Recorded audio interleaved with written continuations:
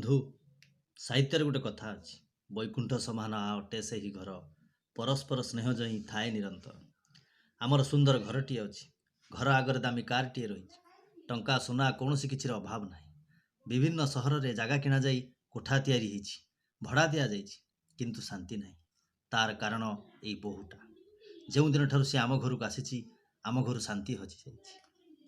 ମା ପୁଅ, ବାପ ପୁଅ, ଭାଇ ଭଉଣୀ ମଧ୍ୟରେ ଦୂରତା ସୃଷ୍ଟି ହେଇଯାଇଛି। ଯେଉଁ ପୁଅ ବାପା ମାଆକୁ ନ ପଚାରିଲେ କିଛି କାମ କରେନି, ସେ ଆଜି ବାପା ମାଆକୁ ଦେଖିଲେ ମୁହଁ ମୋଡୁଛି।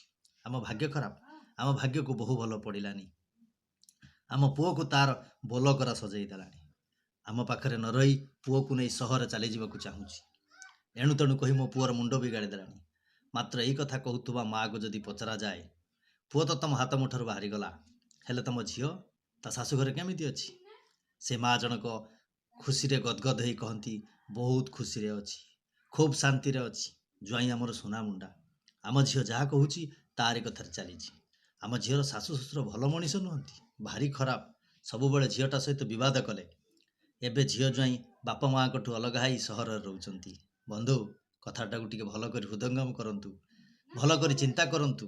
ଜ୍ୱାଇଁଙ୍କୁ ଗଧ ସଜେଇ ଦେଇଥିବା ଝିଅଟା ଭଲ, କିନ୍ତୁ ଚାକରାଣୀ ପରି ଶାଶୁ ଘରର ସବୁ କାମ କରି ଶାଶୁ ଶ୍ୱଶୁରଙ୍କ ପାଖେ ରହି ରହି ସେବା କରୁଥିବା ବୋହୂଟା ଖରାପ। କାହିଁକି ଏ ପାର୍ଥକ୍ୟ? ତାର କାରଣ ଜଣେ ଝିଅ ଆଉ ଜଣେ ବୋହୂ। ଝିଅଟା ଯଦି ବାପା ମାଆଙ୍କ ଉପରକୁ ପଥର ଫୋପାଡ଼ି ଦିଏ, ସେ ପଥର ପ୍ରତ୍ୟେକ ବାପା ମାଆଙ୍କୁ ଫୁଲ ପଡ଼ିଲା ପରି ଲାଗିବ।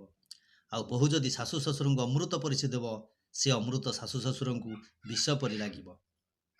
ଯେଉଁଦିନ ବୋହୂ ଜଣକ ଶାଶୁ ଶ୍ୱଶୁରଙ୍କ ପାଇଁ ଝିଅ ହେଇଯିବ, ଆଉ ଶାଶୁ ଶ୍ୱଶୁର ତା ପାଇଁ ବାପା ମା ହେଇଯିବେ, ସେଇଦିନ ସବୁ ଘର ମନ୍ଦିର ପାଲଟିଯିବ। ସବୁ ପରିବାର ହସ ଖୁସିରେ ଉଛୁଳି ପଡ଼ିବ, ସମସ୍ତେ ଶାନ୍ତିରେ ରହିବେ। ବନ୍ଧୁ, ଶାନ୍ତି ବସ୍ତୁ ନୁହେଁ କି ପଦାର୍ଥ ନୁହେଁ, ଶାନ୍ତି ଥାଏ ମନରେ।